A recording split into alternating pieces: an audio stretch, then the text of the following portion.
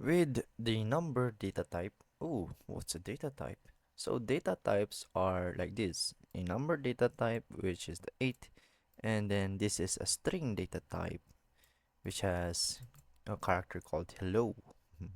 So again, what is a data type? These are stored in a variable that would be manipulated. It's not necessarily a variable, but it is used in the program anyways. So it is used to be manipulated or controlled inside a program. So in our case, we have here a number.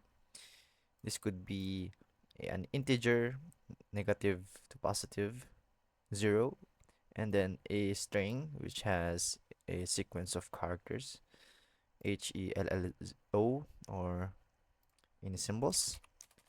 So those are our represented data types in our case, string and a number.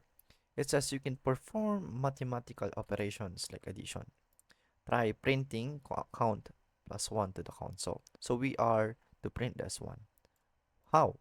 We can print it with the console.log method and then call here, pass the count variable which has a value of 8 and then add it by 1.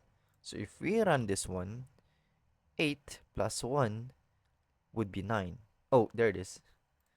Yeah, because why 8? Because we declared a variable count which has a value of 8. So this would be 8 added by 1, therefore 9.